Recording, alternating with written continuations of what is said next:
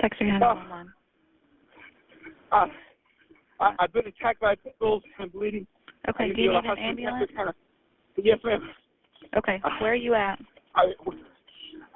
We're south state line, crosses West Broad. I have my friend with me. The pit bulls are disengagement. Okay, hang on just a second. State line, crossing Broad? South, West Broad. Are you near the viaduct? I'm bleeding. I'm under the viaduct right now. You're under the viaduct? I'm right back where the viaduct crosses West Broad.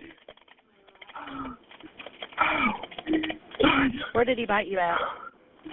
The lower right leg, and I'm bleeding right now.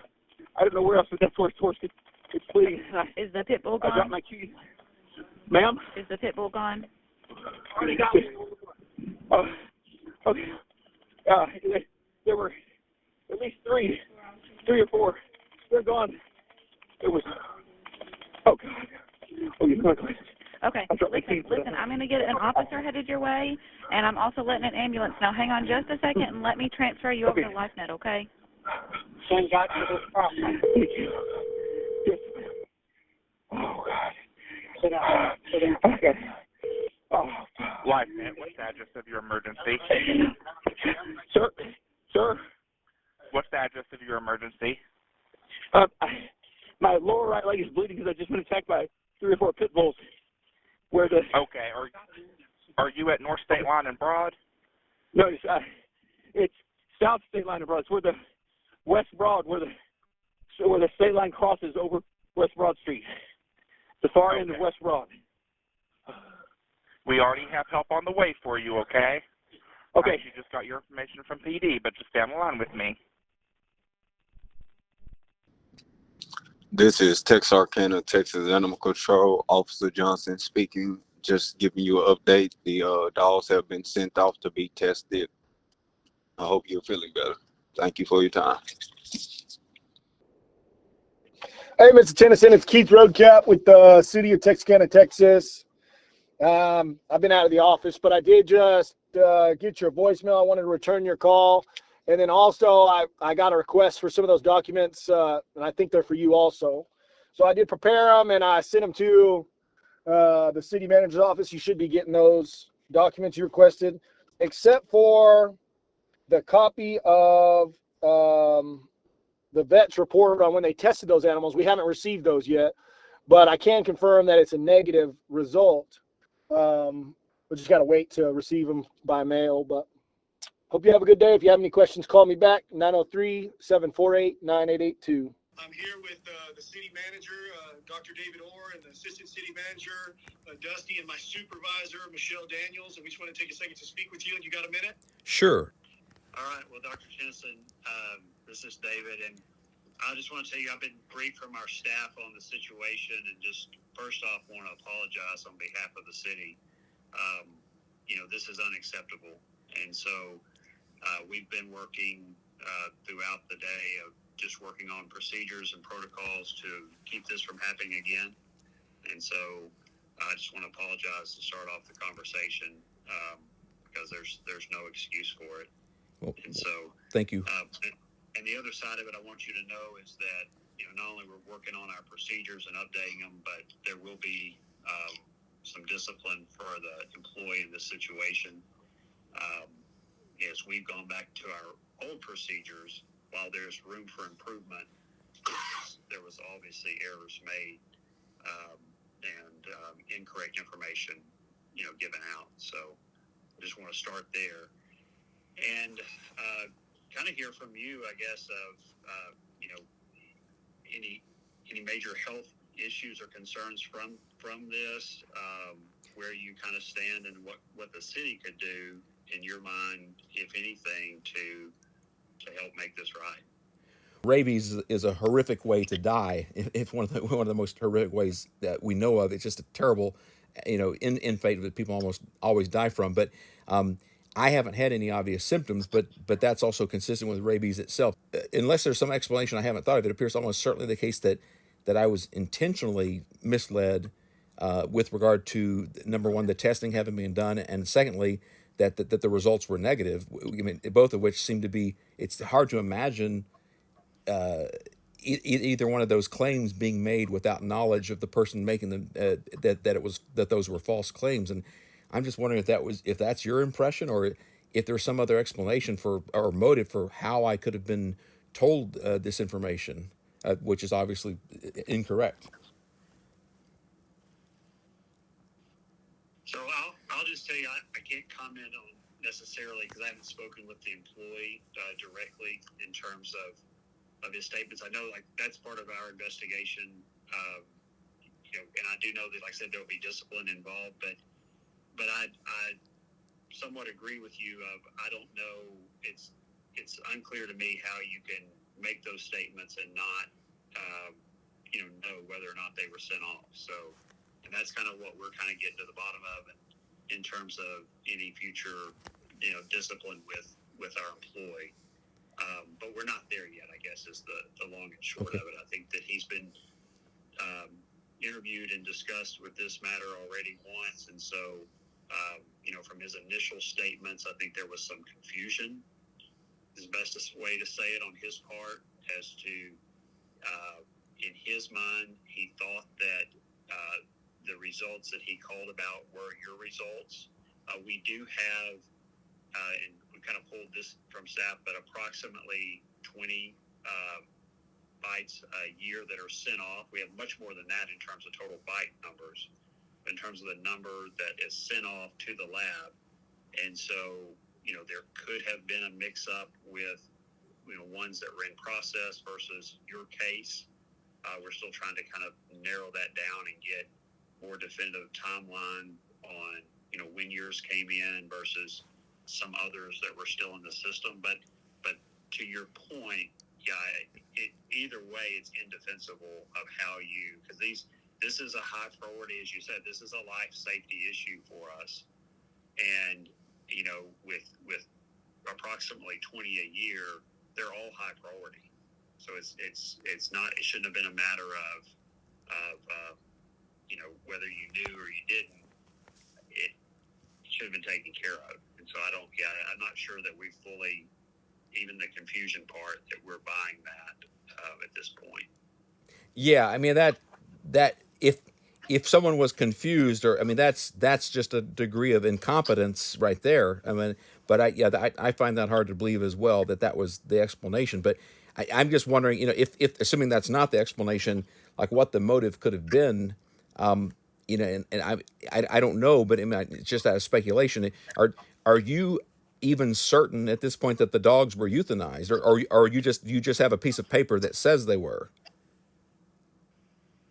I'll defer to Keith. We do have documentation of the euthanization, yes, sir.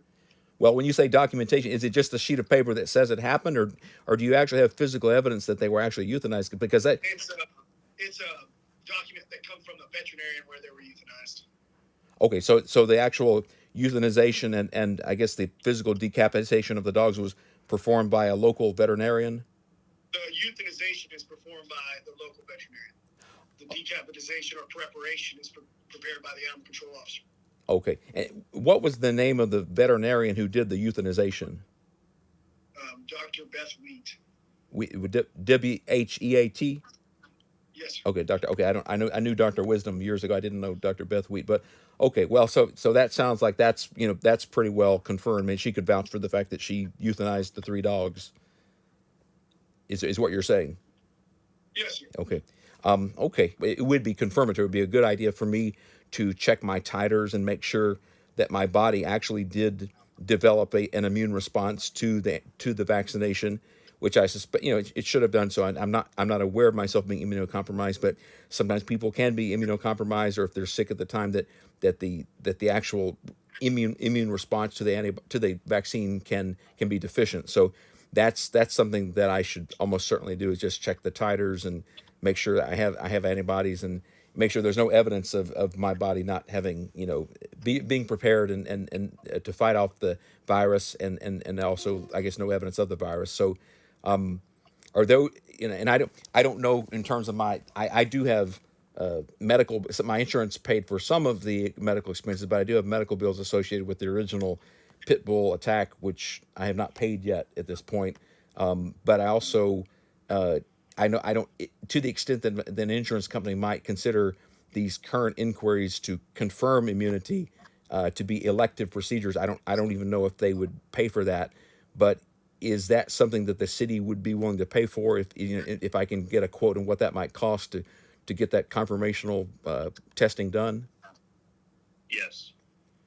Okay, and that was you, David. Just Yes. okay. I was told originally by Melody Richardson up in the at City Hall there that I could also request the police report. And of course, she was assuming that there would be such a report. But when I went to the Bi-State Criminal Justice Center, it turns out there is no police report. And then the bite reports themselves have very little information that in terms of the description of from my perspective or from Mr. Turner's perspective of what happened or how the dogs came to attack me. So I remember, Keith, when you and we talked a couple of months ago after the attack, but and I said, without having a police report and without having a description or any narrative about what happened other than just a dog bite having occurred in the bite report, it kind of erases from the record how this happened, or doesn't give a record of what happened, and that can be correlated with an ongoing risk for other people. And so I gathered from that conversation that a citation or court summons or however it's handled was going to occur, but from what I gather at this point, there's been no citation, or am I wrong about that? He has not been in front of the judge yet, no, sir. Okay. Has there actually been a citation or a summons filed at this point? I have not looked at that part of the case yet. I was looking at the specimen, but he should be in front of a judge shortly.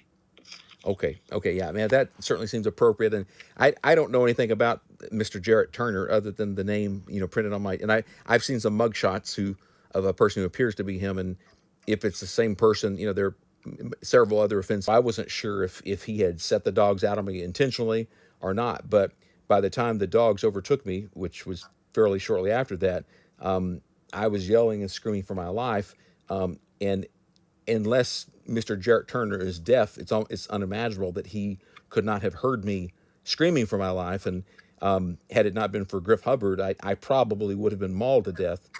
And so there, it's not just that did he not obey the statute, but there's a degree of negligence, which I'm not sure simply a citation for having unrestrained dogs is sufficient. So I'm not sure if that would be in the realm of the DA or how that might be approached.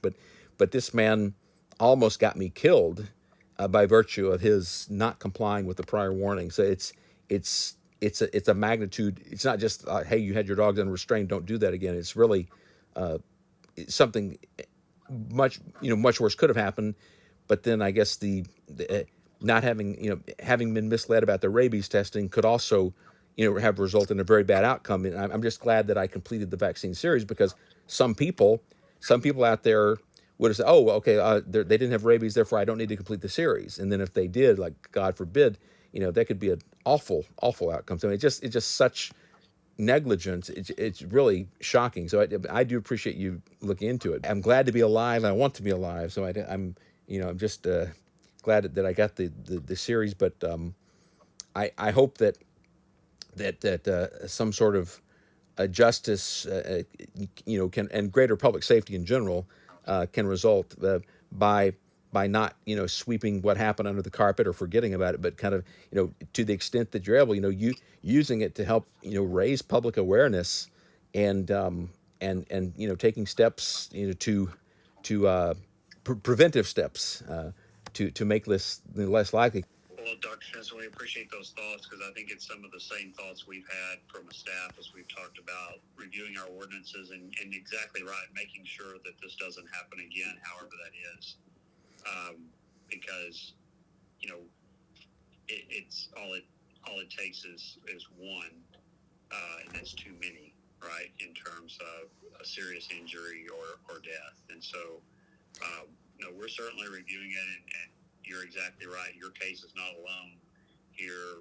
It seems like in the very recent couple of months, there's been a number of these issues, but this is not, unfortunately, not something that's not all too common here in terms of these have been going on for a while now. So we're looking at ways to address it. They very much are. They don't follow the rules in the shelters, and so a lot of the folks that are out there are not. The issue, I'll tell you, the city has fought this for a long time, especially as we work on downtown revitalization. And that is, we have to have legally, there are some things we have to do from the property owner's standpoint. And when you get down in that area, as you well know, part of the issue is with the railroad tracks, a lot of that is railroad property. Yeah. And so it's getting compliance from the railroad. And we did receive some help from KCS a couple of years ago with, they cleared a lot of their property out. But Union Pacific and others have not been as willing to work. But that could be something that, as you mentioned, Griff Hubbard is a railroad guy, so we may be able to get some connections there. But that's always been our barrier is either between the railroad or there are some private property owners that own property in that area that have not allowed the city to go in and enforce homeless encampments and other stuff that's on the books in Texas that we could legally do, but we do have to have that property owner, consent. And so it's an ongoing challenge, but I hear you as we kind of continue to work on that and work on downtown revitalization. I'm assuming that the encampments that are directly under the bridge itself, as well as maybe encampments that are, say, 50 foot on either side of the actual railroad track, would probably not be private property? Is that a fair assumption, or would that not be certain? I think it's railroad property. I think Okay. all of that is railroad property. Okay. Yeah, because I mean, certainly that, without a doubt, the point. Of course, I don't know where the dogs were before they came out from behind that shack, but when I first saw them, they emerged from what was essentially my left of the shack. It would have been the let me get my directions. It would have been the east side of the shack. So I don't know if they were in that shack or that shanty, or if they were just behind it. I couldn't tell, but that seemed so close to the tracks the old TNT tracks that go over Swamp Poodle Creek that it almost would have had to have been railroad property. And I know you and I know I've chatted with you about this before, but that area is so historically important. I mean, that was the original railroad right-of-way that brought in the very first train into Texarkana, and there's so much other historical information that's just absolutely fascinating. That and it's really is there's a lot of dumping, there's a lot of trash down there, but it's a lush, scenic part of Texarkana with so much history. And if that specific area under the bridge and right there at that train bridge could ever be cleaned up, it would make a beautiful city park. The overall ambience of which would not be duplicated by any other park in Texarkana. As far as something that's actually in downtown Texarkana, this could be historically the most important history-oriented park in Texarkana. The very first construction that was, as you might know, that was done in the name of Texarkana, with the word Texarkana being used, was in 1857, after the survey occurred in 1856. So, and that's in that survey. That line is right on that survey, and it's right down there. And so many landmarks and things I could point people out to that I discussed in my documentary, and which I could take people to in person. Of course, that's why I was there, to get some additional information. But I'm happy to do that anytime if anyone's interested.